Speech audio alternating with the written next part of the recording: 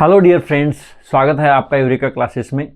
आज हम अपोप्टोसिस का वीडियो सेकंड पढ़ रहे हैं। सेकंड क्लास के अंदर हम ये देखने वाले हैं कि अपोप्टोसिस में कौन कौन सी जीन्स होती हैं और अपोप्टोसिस कैसे कैसे होता है। तो हम एक एग्जाम्पल को लेते हुए ही भी आज बात करेंगे कि सी इलेगान नाम का एक एनिमल है, जो सिलेंट्रेट का एनिमल है, उसमें अपोप्टोसिस कैसे होता है। तो आज हम पहले ये देखने वाले हैं कि अपोप्टोसिस की शुरुआत जो है वो कैसे होगी। तो अपोप्टोसिस की शुरुआत जो है वो इस प्रकार से होगी कि एक एंजाइम होता है जिसका नाम होता है एंडोन्यूक्लियेज जी। ये एंडोन्यूक्लियेज जी क्या काम करता है? डीएनए का फ्रेगमेंटेशन करता है। एंडोन्यूक्लियेज जी क्या काम कर देगा? डीएनए का फ्रेगमेंटेशन कर देगा। और ये डीएनए का फ्रेगमेंटेशन कर देगा तो क्या होता है कि जो नॉर्मल सेल्स होती हैं उन नॉर्मल सेल्स में इस एंडोन्यूक्लियेज जी को आईकैड इनिबिट करता है।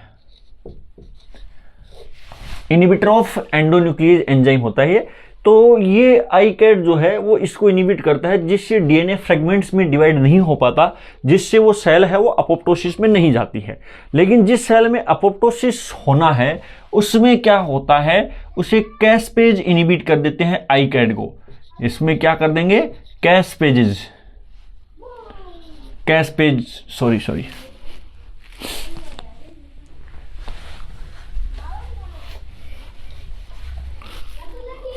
उसमें सेल्स को जो है वो कैस्पेजेज इनिबिट कर देते हैं।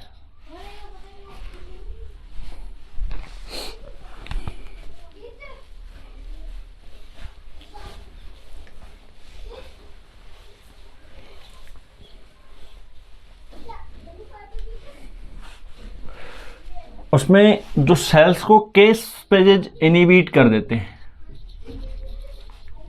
कैस्पेज जो है वो इसको इनिबिट कर देंगे। यानी कि क्या होगा, देखिए जनरल जो सेल्स हैं उसमें एंडोन्यूक्लियस जी डीएनए का फ्रेगमेंटेशन करता है, अपोप्टोसिस शुरू हो जाएगा। लेकिन इसको आईकैड इनिबिट करता है, इसका मतलब ये सेल्स का अपोप्टोसिस नहीं हो रहा। ये जो निशान होता है इसका मतलब होता है इनिबिट करना। ये डेवलपमेंटल बायोलॉजी में आप पढ़ते होंगे, इन चीज को जानते होंगे। और ये निशान का मतलब होता है एक्टिवेट करना, और इस निशान का मतलब होता है इनिबिट करना। तो ये बात आप ध्यान रखें, ऐसा निशान लगा हुआ है, इसका मतलब कैस्पेज है वो आईकैड को इनिबिट कर रहा है। तो ये क्या करते हैं कि आईकैड इसको इनिबिट करेगा तो सेल्स का अपोप्टोसिस नहीं होगा। लेकिन कैस्पेज आईकैड को इनिबिट कर देंगे, और कैस्पेज आईकैड को इनिबिट कर देंगे, इसका मतलब एंडोन्यूक्लियस जी अब इनिबिट नहीं होगा। और एंडोन्यूक्लियस जी अब इनिबिट नहीं होगा तो डीएनए का फ्रेगमेंटेशन यानी अपोप्टोसिस शुरू हो जाएगा। यानी कैस्पेज क्या करते हैं? अपोप्टोसिस करवाते हैं। ये कैस्पेज प्रोटीएज होते हैं। ये कैस्पेज जो है वो क्या है, यहां से थोड़ा दूर है। ये कैस्पेज जो है वो प्रोटीएज है। प्रोटीएज जिसको अपन बोल सकते हैं। इनको अपन कैस्पेज क्यों बोलते हैं? क्योंकि इनकी जो एक्टिव साइट है, यानी कैस्पेज प्रोटीएज इसका मतलब एक एंजाइम है, तो इनकी एक्टिव साइट है, इनके ऊपर तो होता है सिस्टीन एमिनो एसिड। इसलिए इसका नाम है CA, इसलिए नाम है। और इनकी जो टारगेट साइट है, इस टारगेट साइट पर क्या होगा? एस्पार्टिक एमिनो एसिड होगा। इसका क्या मतलब हुआ?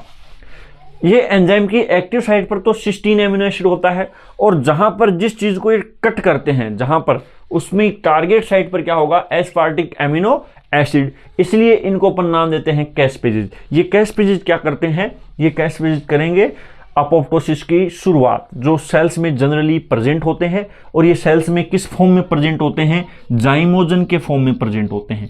जाइमोजन का क्या मतलब होता है? जाइमोजन का मतलब होता है इनएक्टिव स्टेज में।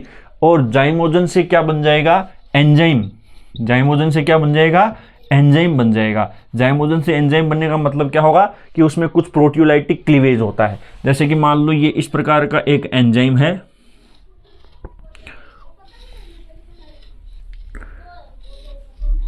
इस प्रकार का एक एंजाइम है, जाइमोजन है, इनएक्टिव स्टेज में है। अब आपने उसमें कुछ मॉडिफिकेशन किया और आपने इसके अंदर ये ऊपर की स्ट्रक्चर को हटा दिया, इसका प्रोटियोलाइटिक क्लीवेज कर दिया आपने, जिसकी वजह से जाइमोजन से क्या बन गया, एंजाइम बन गया। तो ये इनएक्टिव स्टेज में था, ये एक्टिव स्टेज में है। तो कैस्पेजेस जो जनरली हैं वो किस फॉर्म में प्रेजेंट होंगे, जाइमोजन फॉर्म में। तो नॉर्मल सेल में अपोप्टोसिस नहीं करते, लेकिन ये कैस्पेज एक्टिव होंगे जब ये किस फॉर्म में कन्वर्ट हो जाएंगे, एंजाइमिक फॉर्म में। और ये एक्टिव होते ही क्या काम करना शुरू कर देते हैं, अपोप्टोसिस करना शुरू कर देते हैं। तो अब अपन पढ़ लेते हैं, एक एग्जाम्पल्स शुरुआत कर देते हैं और एग्जाम्पल्स पढ़ेंगे अपन सी इलेगान का। सी इलेगान में अपोप्टोसिस कैसे होता है, तो हम देखते हैं अपोप्टोसिस इन सी इलेगान्स। जैसा मैंने आपको बताया, ये एक सिलेंट्रेट का एनिमल है और इसको डेवलपमेंटल स्टेज में काफ़ी ज़्यादा इसकी स्टडी की जाती है। तो देखिए, सी इलेगान्स को इसलिए स्टडी करते हैं क्योंकि इसमें लिमिटेड नंबर ऑफ सेल्स होती हैं, लिमिटेड नंबर ऑफ सेल्स। इनका शरीर बहुत बड़ा नहीं होता, क्योंकि आप जानते हो सिलेंट्रेट के अंदर टिश्यू लेवल का बॉडी ऑर्गेनाइजेशन होता है, और टिश्यू लेवल का बॉडी ऑर्गेनाइजेशन होगा तो इसका मतलब क्या होगा कि इसमें ऑर्गन्स तक भी नहीं होते। तो इसका मतलब क्या है कि इसमें सेल्स की नंबर है वो बहुत ही कम होती हैं। तो इसकी जो बॉडी है, कंप्लीट बॉडी, वो 1090 सेल्स की मिलके बनती है। टोटली सेल्स कितनी होती हैं, 1090। उसमें से भी 131 किस में चली जाएंगी, अपोप्टोसिस में चली जाएंगी। 131 किस में चली जाएंगी, अपोप्टोसिस में चली जाएंगी। और पीछे कितनी बची, 959 ये सेल्स, इन सेल्स से पूरी बॉडी मिलके बनती है। तो जैसा कि हमने कहा कि डेवलपमेंटल स्टेजेस के अंदर क्या होता है, सेल्स को मारा जाता है जिससे प्रॉपर बॉडी की शेप बनती है, प्रॉपर बॉडी के ऑर्गन्स या प्रॉपर बॉडी की स्ट्रक्चर्स का फॉर्मेशन होता है। तो सी इलेगान्स से हम शुरुआत करते हैं, उसके बाद में हम ह्यूमंस में या हायर एनिमल्स की बात अपन करेंगे। तो सी इलेगान्स के अंदर जो अपोप्टोसिस की शुरुआत होती है, उसमें विशेष प्रकार की जीन्स होती हैं, उनको अपन नाम देते हैं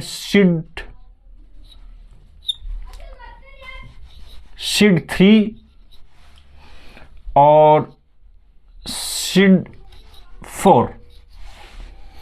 ये जो हैं, इसमें देखिए क्या होता है कि SID3 है, ये SID3 अपोप्टोसिस करवाती है।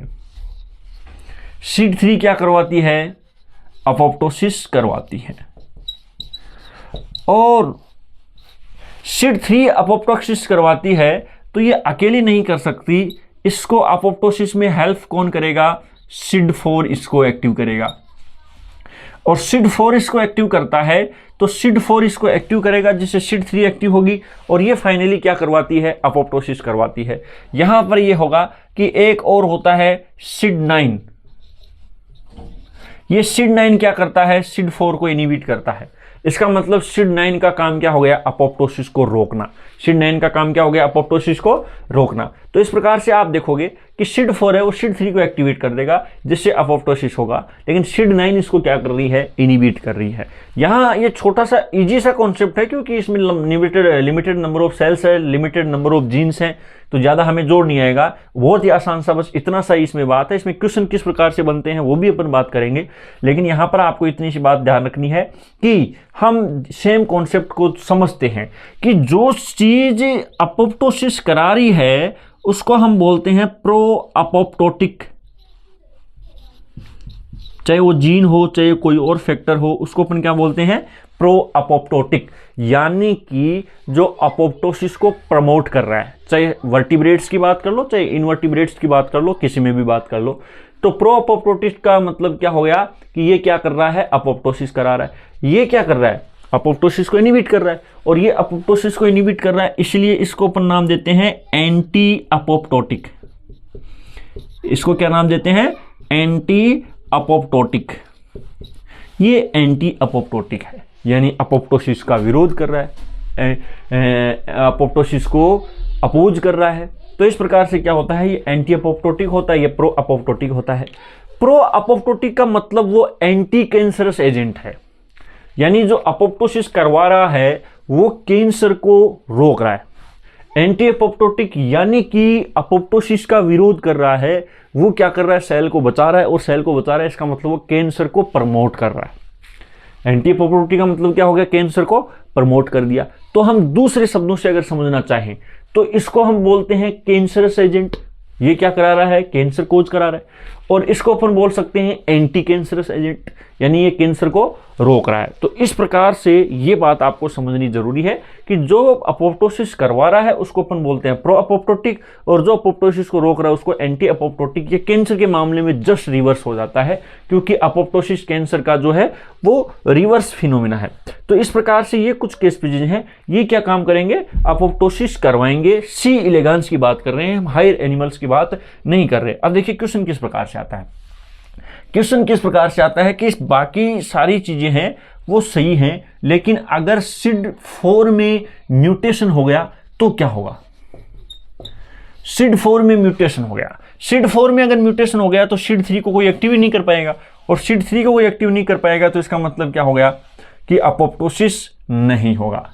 SID4 में अगर म्यूटेशन हुआ अपोप्टोसिस नहीं होगा। अगर मान लो SID3 में म्यूटेशन हो गया, अगर किस में हुआ, SID3 में म्यूटेशन हुआ, और SID3 में म्यूटेशन हुआ तो क्या होगा, तो जाहिर सी बात है कितने एक्टिव हो जाए, SID4, SID3 काम नहीं कर रहा, इसका मतलब अपोप्टोसिस यहां पर भी नहीं होगा। अगर मान लो SID9 में म्यूटेशन हो गया, अगर मान लो SID9 में म्यूटेशन हो गया तो कंटिन्यूअसली अपोप्टोसिस होगा। क्यों होगा, क्योंकि इनको कोई रोकने वाला ही नहीं होगा। इसमें म्यूटेशन हो गया तो इनको कोई रोकने वाला ही नहीं है, तो इसमें क्या होगा, कंटिन्यूअसली अपोप्टोसिस होगा। अगर आजकल इतने आसान बात नहीं पूछ करके दूसरी सिचुएशन दे देता है कि SID4 में लॉस ऑफ फंक्शन हुआ है, सीधी सी बात है ये काम नहीं कर पा रहा। इसके साथ दूसरी सिचुएशन है SID3 में गेन ऑफ फंक्शन हुआ है, SID3 में क्या हुआ है, गेन ऑफ फंक्शन हुआ है, तो साहब अपोप्टोसिस होगा। क्यों, SID3 में गेन ऑफ फंक्शन होने का मतलब SID3 अपने आप एक्टिव हो गया, और SID3 अपने आप एक्टिव हो गया, इसका मतलब इसको SID4 की जरूरत नहीं है। तो यहां पर चाहे SID4 में लॉस ऑफ फंक्शन हो चाहे गेन ऑफ फंक्शन हो, यहां पर क्या होगा, अपोप्टोसिस होगा। ये बात आपको ध्यान में रखनी है। दूसरी कंडीशन ये उसके उल्टा कर सकते हो, उल्टा क्या कर सकते हो कि इसमें तो हो गया गेन ऑफ फंक्शन